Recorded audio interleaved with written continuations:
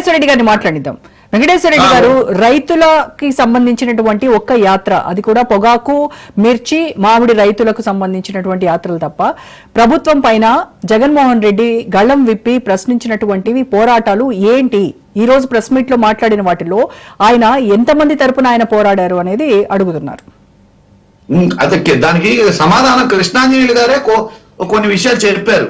13 నెలల కాలం అయింది, ఇప్పుడే అమలు జరిపితే ప్రజలు ఇంకా ఆశతోటి చూస్తుంటారు, ఆశతో చూసి దాన్ని బట్టి వాళ్ళు నిర్ణయం తీసుకుంటారు. కానీ ఇప్పుడు జగన్మోహన్ రెడ్డి గారు చెప్పినంత మాత్రాన చూడండి. అయితే మేము చెప్తుంది ఏంటంటే ఇవ్వలేదు అనే అంశాల మీద చెబుతున్నాం. రైతు ఉద్యమాలు ఏంటంటే సీజన్, ఈ సీజన్ పోతే వాళ్ళు ఈ సీజన్ లో ఆ పంట నష్టం జరిగితే వచ్చే సీజన్ లో కనీసం రైతులు బ్రతికి కూడా ఉండరు.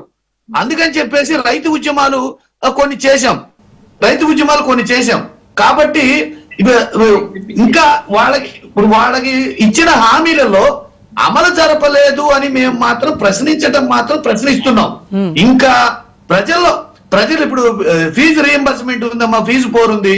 రాష్ట్ర వ్యాప్తంగా జిల్లా కలెక్టర్లకి రిప్రజెంటేషన్స్ ఇవ్వడం, జిల్లా కలెక్టర్స్ దగ్గరికి వెళ్ళి విద్యార్థులు వాళ్ళందరూ వైఎస్ఆర్సీపీ యువజన విభాగాలు వీళ్ళందరూ కలిసి ప్రశ్నించడం, ఇవన్నీ చేసినప్పుడు వాళ్ళు సమాధానం ఇదిగో మేము ఈ రోజు ఇస్తాము, ఈ నెలలో ఇస్తాము అనేది ప్రభుత్వం చెప్పాల్సిన కనీస బాధ్యత. అసలు మీరు ఎందుకు చేస్తున్నారు, చేయటానికి వీలు లేదు అని చెప్పేసి విద్యార్థుల మీద కూడా లాఠీ చార్జ్ చేయడం, కేసులు పెట్టడం మీరు ఎవరు అడగటానికి వీలు లేదు. మేము చెప్పి అధికారంలోకి వచ్చాం కానీ మీరు ప్రశ్నిస్తే కేసులే పెడతాం, కానీ సమాధానం మాత్రం చెప్పం. అదేమంటే మాది డబుల్ ఇంజిన్ సర్కారు, 164 సీట్లు ఉన్నాయి, కింద పైన మేము అధికారంలో ఉన్నాం, మేము ఎవరిని మాట్లాడనివ్వం, ఎవరిని ప్రశ్నించనివ్వం, ఎవరిని రోడ్డు మీదకి రానివ్వం, మా ఇష్టానుసారం అనే ధోరణితో కూటమి ప్రభుత్వం వెళ్తుంది. కానీ మరి గతంలో వైఎస్ఆర్సీపీ హయాంలో చేసిందేంటి? వాళ్ళు టీడీపీ వాళ్ళు ఏం చెప్తున్నారు? నీవు నేర్పిన విద్యే నీరజాక్ష అని కదా వాళ్ళు అంటున్నారు. మీరు మీ హయాంలో ఏం చేశారు? చంద్రబాబును బూతులు తిట్టినటువంటి వాళ్ళకి మంత్రి పదవులు ఇచ్చి, ఈ రకంగా చంద్రబాబు కాన్వాయ్ పై దాడి చేయించి, ఇవన్నీ మీ హయాంలో జరగలేదా? ఇప్పుడు దానికి కృష్ణాంజనేయులు గారు ఒక సమాధానం చెప్పారు.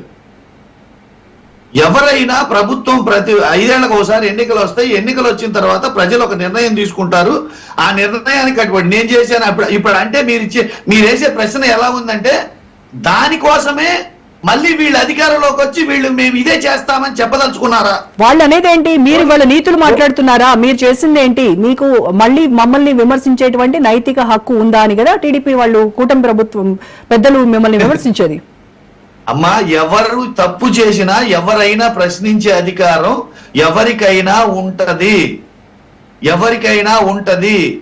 కాబట్టి మీరు నైతిక హక్కు ఉందా కానీ మీరు ప్రశ్నించకపోయినా మేము ఇదే చేస్తామని ప్రభుత్వం సమాధానం చెప్పదలుచుకుంటే అదే చెప్పమానండి. ఎస్ మేము చేస్తాం అని చెప్పమానండి, మేము కాదనట్లేదు, మేము ప్రశ్నిస్తాం. ఫ్రీజ్ అయిందండి వెంకటేశ్వర రెడ్డి గారు. రైట్, రాకేష్ గారు. రోజా గారు చెప్పండి. యా, సో అది ప్రశ్న రాకేష్ గారిని కూడా అడగండి, ఎందుకంటే చేస్తారా లేదా అనేది రాకేష్ గారు అధికారంలో ఉన్నారు కాబట్టి. వెంకటేశ్వర రెడ్డి గారు ప్రశ్న. వెంకటేశ్వర రెడ్డి గారు హలో, వినపడుతుందండి?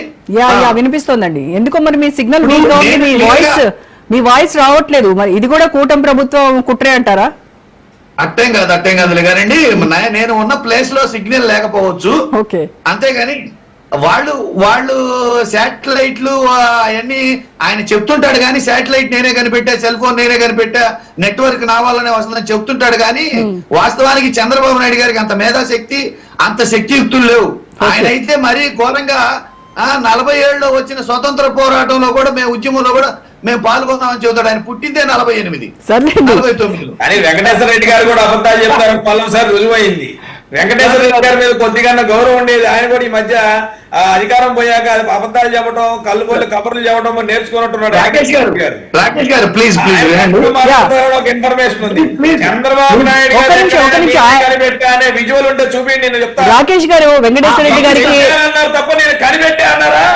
బుర్ర దగ్గర పెట్టుకుని రాకేష్ గారు నేను కనిపెట్టానంటానికి నక్కకి నాగల కనుకున్నంత తేడా ఉంది. Right, okay.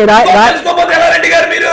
రాకేష్ గారు, వెంకటేశ్వర రెడ్డి గారికి అడపా ఆయనకి సిగ్నల్ వస్తుంది. ఆయనకి వచ్చినటువంటి టైంలో ఆయన మాట్లాడిద్దాం. వెంకటేశ్వర రెడ్డి గారు. అమ్మా, యా. ఇప్పుడు అదేనమ్మా అధికార పార్టీ పరిస్థితి ఎలా ఉందంటే కనీసం డిబేట్ లో ప్రతిపక్షం గాని డిబేట్ లో ఏదన్నా ప్రశ్నించినా గాని వాళ్ళ అన్న మాటలు వాళ్ళకు గుర్తు చేసినా గాని వాళ్ళకు విపరీతమైన కోపం మేము అడుగుతా ఉన్నాం, కనిపెట్టామని ఎక్కడైనా బాబు గారు చెప్పారా? ఆ మాటకు మీరు కట్టుబడి రాజ్ న్యూస్ సాక్షిగా మీరు చెప్పగలరా? తెచ్చామన్నారు తప్ప ఒక్క నిమిషం పాయింట్ సమాధానం చెప్పండి వెంకటేశ్వర రెడ్డి గారు, నేను ఒప్పుకుంటా. రాకేష్ గారు ఒక్క నిమిషం, వెంకటేశ్వర రెడ్డి గారు పాయింట్కి వచ్చేయండి, మాట్లాడండి డైరెక్ట్ గా. ఏ పాయింట్ కి రమ్మంటారమ్మా? నేను అడిగిందని చెప్పండి. కాదు ఆయన అసలు మామూలుగా మాట్లాడటానికే ఏదైనా ప్రతిపక్షం వాళ్ళు ఏదైనా మాట్లాడటానికే ఆయన భయపడిపోతున్నాడు. ఇప్పుడే అధికారం పోద్దేమో, ప్రజలు ఇప్పుడే తిరగబడిపోతారేమో అన్నంత భయంతో టెన్షన్ తోటి ఎవరు మాట్లాడినా ఉలికి పడిపోయి వెంటనే జొరబడిపోతున్నాడు. ఓకే, పాపం జాలేస్తుందంటే వెంకటేశ్వర రెడ్డి గారు చూస్తే. ఏదో చెప్పండి, సరే. ఏజ్ పెరిగింది కదా, ఏదో చెప్తా ఉన్నారు. పాపం తప్పట్లేదు, ఏజ్ పెరిగింది, ఆయనకి అర్థం కావట్లేదు ఆ విషయం. చెప్పండి వెంకటేశ్వర రెడ్డి గారు. ఒక్క నిమిషం రాకేష్ గారు మాట్లాడివ్వండి. యా, సోదరులుకి అధికారం వచ్చేసరికి ఎటకారం ఎక్కువైపోయింది. సోదరులు ఇంత ముందు ప్రతిపక్షంలో ఉన్నప్పుడు కూడా డిబేట్ లో మాట్లాడారు కానీ ఎటకారం లేదా? ఇంత అహంకారం మేము అప్పుడు ప్రతిపక్షంలో మీ దగ్గర చూడాల. ఎప్పుడైతే అధికారం వచ్చిందో ఈ 13 నెలల్లో అసలు కళ్ళు నెత్తికెక్కి మాట్లాడుతున్నారు, అహంకారపూర్తమైన ధోరణితో మాట్లాడుతున్నారు, ఎదుటి వాళ్ళని ఏం కామెంట్ చేస్తున్నారో కూడా తెలియకుండా మాట్లాడుతున్నారు. అధికారంలో ఉంటే అలాగే ఉండాలనిపిస్తుందేమో ఎవరికైనా. వెంకటేశ్వర రెడ్డి గారు, అధికారం అలా ఉండేలా చేస్తుందేమో ఎవరినైనా. కాదు సోదరా, అధికారం రావడం పోవడం, పదవులు రావడం పోవడం, గెలుపోవటములు రాజకీయంలో పార్ట్ అండ్ పార్సిల్. దయచేసి ఈ విషయాన్ని గుర్తుపెట్టుకో. కొత్తగా రాజకీయాల్లోకి వచ్చినట్టున్నావు, ఆ రాజకీయ అనుభవం కొద్దిగా తక్కువ ఉన్నట్టుంది. కాబట్టి నేనేం చెప్తానంటే గెలుపోవటములు, అధికారం రావడం పోవడం అనేది పార్ట్ అండ్ పార్సిల్ జీవితంలో, ప్రజా జీవితంలో. కాబట్టి కొద్దిగా అహంకారమును, కొద్దిగా ఎటకారం తగ్గించుకొని మాట్లాడండి. ప్రజలు డిసైడ్ అయ్యారు. ఏం డిసైడ్ అయ్యారు అనేది ఎన్నికల్లో చెప్తారు. ఇప్పుడు మేము కూడా ఎన్నికల కౌంటింగ్ రోజు వరకు, కౌంటింగ్ ముందు రోజు వరకు కూడా మేము డిబేట్ లో పాల్గొన్నప్పుడు కూడా మేము గెలుస్తామని అనుకున్నాం. కౌంటింగ్ లో ఏమైంది తర్వాత ఇప్పుడు మీరు ఏం చేస్తున్నారు? కేవలం ఒక గెలుపును ఆధారంగా చేసుకొని రాజ్యాంగానికి విరుద్ధంగా, చట్టానికి విరుద్ధంగా చిక్కిన వాళ్ళని చిక్కినట్టు కొట్టడం, నరకటం, దాడులు చేయటం, ఆడపిల్లల మాన ప్రాణాల మీద దాడులు చేయటం, కేసులు పెట్టకపోవటం, కొట్టిన వాళ్ళ మీద ఆ పాప ఉప్పాల హారిక జడ్పీ చైర్మన్ ఒక మీటింగ్కి వెళ్ళి వస్తుంటే ఆమె మీద దాడి చేసి మళ్ళీ ఆమె మీదే కేసు పెట్టారు. దాడి చేసిన వాళ్ళ మీద కేసులు లేవు. ఇప్పుడు ప్రసన్న కుమార్ రెడ్డి ఇంటి మీద దాడి చేశారు, దాడి చేసి ఆయన మీదే కేసులు పెట్టారు. అంటే ప్రసన్న కుమార్ రెడ్డి, ఒక్క నిమిషం, వెంకటేశ్వర రెడ్డి గారు, ప్రసన్న కుమార్ రెడ్డి చేసినటువంటి వ్యాఖ్యలు సమర్థనీయంగా ఉన్నాయా? మీరు సపోర్ట్ చేస్తారా ప్రసన్న కుమార్ రెడ్డి మాటల్ని? అమ్మా, ఇప్పుడు ఆయన అడ్వకేట్ గారు ఆంజనేయులు గారు ఒక మాట చెప్పారు. ఏం చెప్పారంటే ఎవరైనా ఈ రాష్ట్రంలో ప్రతిపక్షం కావచ్చు, సామాన్య పౌరుడు కావచ్చు, అధికార పక్షం కావచ్చు, రాజ్యాంగానికి చట్టానికి ఎవరైనా సమానమే. సమానమైనప్పుడు అధికారం ఉన్నప్పుడు ఒకవేళ ఆయన తప్పు మాట్లాడుంటే చట్టపరమైన చర్యలు తీసుకోవాలి. చట్టపరమైన చర్యలు తీసుకోకపోగా మనుషులను పంపించి దాడి చేసి సీసీ కెమెరాలు ఫుటేజీలతో సహా, సాక్ష్యాలతో సహా అన్ని కంప్లైంట్లు ఇస్తే వాళ్ళ మీద కనీసం ఆయన కంప్లైంట్ కూడా తీసుకోకుండా, ఎఫ్ఐఆర్ కూడా కట్టకుండా ప్రవర్తిస్తున్నారు చూడండి. ఒకవేళ ప్రసన్న కుమార్ రెడ్డి తప్పు మాట్లాడాడు అనుకుందాం, మీరేం చేయాలి? వెంటనే ఆయన మీద కేసు కట్టాలి, ఎఫ్ఐఆర్ బుక్ చేయాలి. ఎఫ్ఐఆర్ బుక్ చేసి చట్టపరమైన చర్యలు తీసుకోవాలి. ఎప్పుడు తీసుకోవాలి? ఈ దాడి జరగక ముందు తీసుకోవాలి.